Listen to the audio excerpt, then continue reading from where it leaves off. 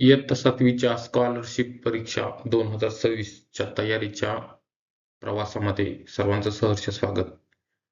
आज आपण बघणार आहोत मराठी या विषयाचा सिलेबस.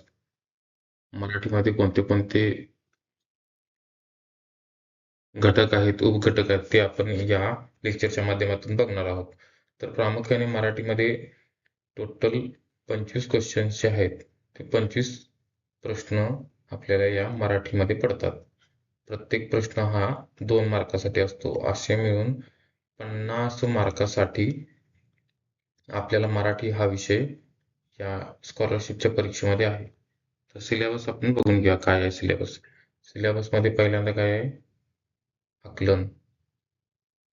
हा सिलेबस जो आहे तो आपण महाराष्ट्र राज्य परीक्षा परिषद पुणे यांच्या वेबसाईटवरून डाउनलोड करून घेतलेला आहे. त्यातील घटक क्रमांक 1 काय आहे? आकलन. आकलन जे आहे ते तुम्ही 4थी स्कॉलरशिप किंवा 5वी स्कॉलरशिपला असताना तुम्हाला हे माहीत झालं असेल काय आहे आकलनमध्ये. याच्यामध्ये उतारा दिलेला असतो, कविता दिलेली असती, संवाद दिलेला असतो, परिच्छेद दिलेला असतो आणि त्याच्यावरती आधारित आपल्याला प्रश्न जे आहेत ते आपल्या एक्झाम मध्ये विचारलेले असतात. साधारणपणे भारांश जो आहे तो 24 म्हणजे याच्यावरती आपल्याला एक 6 प्रश्न जे आहेत ते या आकलन या घटकावरती आपल्याला असणार आहेत. त्याच्यानंतर दुसरा भाग जो आहे तो शब्दसंपत्ती. शब्दसंपत्तीमध्ये आपल्याला समानार्थी शब्द माहित आहेत, विरुद्धार्थी शब्द माहित आहेत, शुद्ध अशुद्ध शब्द माहित आहेत.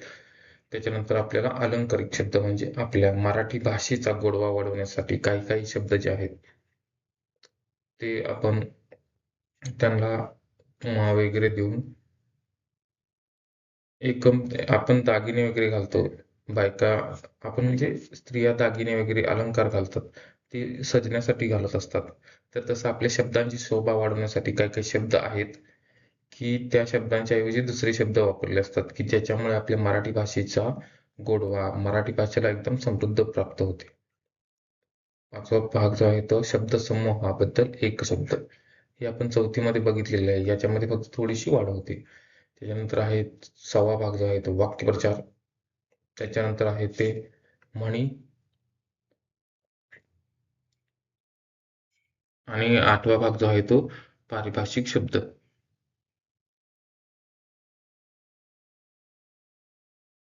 त्याच्यानंतर 8वा भाग जो आहे तो पारिभाषिक शब्दामध्ये काय येतं? पारिभाषिक शब्द म्हणजे काय? की आपण जे काही शब्द जे आहेत ते इंग्लिशमधील शब्द आहे असे आपण मराठीमध्ये वापरतो. उदाहरणार्थ घ्यायला गेलं तर मोबाईल. मोबाईल काय करतो आपण? आहे असं जो इंग्लिशमध्ये शब्द आहे तोच मराठीमध्ये आपण वापरतो. Mobile, bat. तर याला मोबाईलला काय म्हणतात? भ्रमणध्वनी. तर आपण असं विचारत नाही की भ्रमणध्वनी कुठे आहे? तर आपण काय म्हणतो? मोबाईल कुठे आहे? मोबाईल द्या. मोबाईलवरती आपण लेक्चर्स बघू शकतो, YouTubeवरती व्हिडिओ बघू शकतो. तर आपण मोबाईल म्हणत असतो. तर अशा प्रकारे मोबाईल हा आपला इंग्लिशमधला शब्द आहे असं आपण मराठीमध्ये वापरतो. तर त्याला पारिभाषिक शब्द असे म्हणतात. पुढच्या भागामध्ये आहे कार्यात्मक व्याकरण. इथं जे आहे ते व्याकरणावरती भर आहे. तर त्यातलं तुम्हाला वचन माहिती आहे, लिंग माहिती आहे, हं? विरामचिन्हे माहिती आहेत, काळ आणि काळांचे प्रकार, क्रियापदांचे अर्थ जे आहेत हे या 3ऱ्या भागामध्ये आहेत. काळ, विरामचिन्हे, त्यानंतर तुम्हाला माहिती असलेलं वचन, लिंग, शब्दांच्या जाती याही तुम्हाला माहिती आहेत. शब्दाच्या जातीमध्ये आपल्याला नाम, सर्वनाम, विशेषण, क्रियापद या ज्या आहेत त्या विकारी शब्दांच्या जाती आहेत. तर अविकारी शब्दांच्या जाती क्रियाविशेषण अव्यय, शब्दयोगी अव्यय, उभयान्वयी अव्यय आणि केवळ प्रयोगी अव्यय असं जवळपास 4 ज्या आहेत त्या विकारी, अविकारी शब्दांच्या जाती आहेत. त्या आपण चॅप्टरच्या वेळेस शिकूया की कोणत्या कोणत्या जाती आहेत, काय आहेत.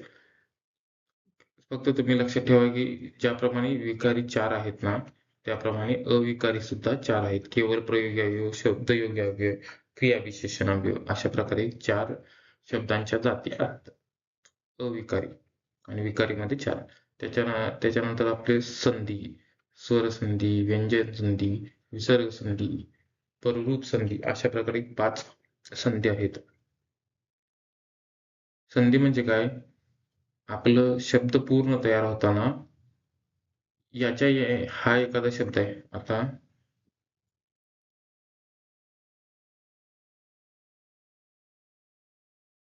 एखादा शब्द आहे हिमालय. हिमालय हा शब्द कसा तयार झाला आहे? हा शब्द जो आहे तो 2 शब्दांची फोड मिळून झालेली आहे. जसं की हिम अधिक आलय. तर हिम शेवटला म च्या ठिकाणी उच्चार काय होतो? अ आणि हा सुरुवातीचा आ. तर अशा प्रकारे दोन्ही स्वर यांचं एकत्रित येऊन हा शब्द तयार झालेला आहे. तर त्याला स्वरसंधी म्हणतात. त्याचप्रमाणे व्यंजन संधी असेल की जिथं एक स्वर आणि एक व्यंजन असेल यांचा मिश्रण होऊन व्यंजन संधी तयार होते, विसर्ग संधी तयार होते. अशा प्रकारे आपला दुसरा भाग असणार आहे. त्याच्यानंतर आपल्याला वाक्यांचे वाक्यांचे प्रकार कुठले कुठले आहेत?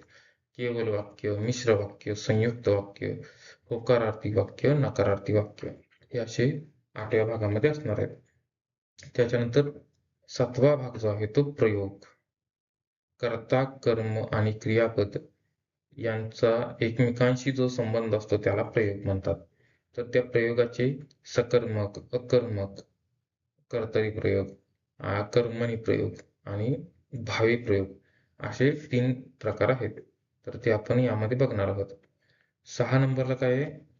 6 नंबरला विभक्ती. विभक्तीमध्ये विभक्ती, कारकर्त, शब्दाचे सामान्य रूप असा 6व्या भागामध्ये असणार आहेत. विभक्तीचा काय नेमकं आहे विभक्ती म्हणजे? आता जर समजा सरांनी मी एक वाक्य घेतो. सरांनी शाळेत बोलवले हे एक वाक्य आहे. सरांनी शाळेत बोलवले. तर आपण बोलताना कसं बोलतो? सरांनी शाळेत बोलवले. का आपण असं म्हणतो? सर, शाळा, बोल असं म्हणतो का? आपण त्याला आपलं वाक्य जे आहे ते अर्थपूर्ण होण्यासाठी आपण त्याला विशिष्ट असे प्रत्यय लावत असतो. तर त्याला विभक्ती असे म्हणतात. सरांनी शाळेत बोलवले. आपल्या नामाला जो आहे ना, तर आपण त्याला विशिष्ट असा प्रत्यय लावतो की ज्यामुळे आपलं वाक्य जे आहे ते अर्थपूर्ण होतं. हा भाग जो आहे तो आपण विभक्तीमध्ये शिकणार आहोत. अशा प्रकारे आपण तिसरा भाग जो आहे तो आपण बघितलेला आहे. आता त्याच्यानंतर काय आहे? 1ली ते 7वी मराठी विषयाशी संबंधित जनरल नॉलेज. त्याच्यामध्ये काय काय येणार आता?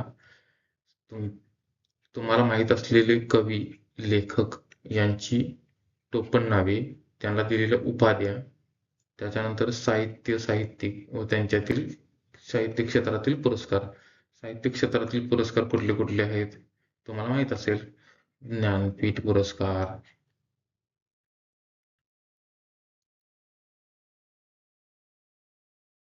अशा प्रकारे यामध्ये आपण जे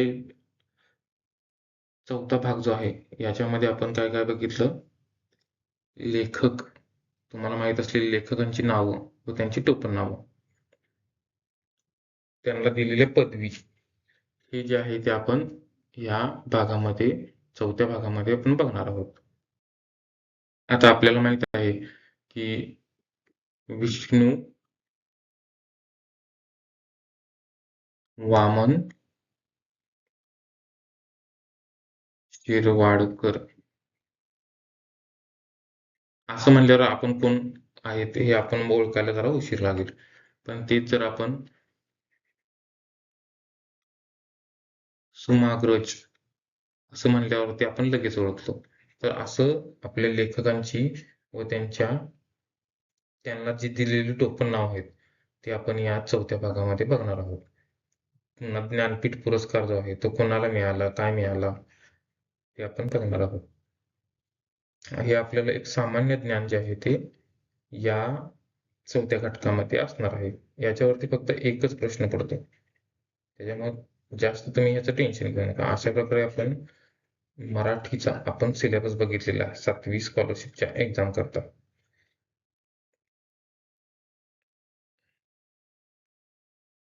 तर एकदा ओव्हरव्ह्यू सांगताना याच्यामध्ये तुम्हाला सांगेन की तुम्हाला 25 प्रश्न जे आहेत ते या मराठीमध्ये पडणार आहेत.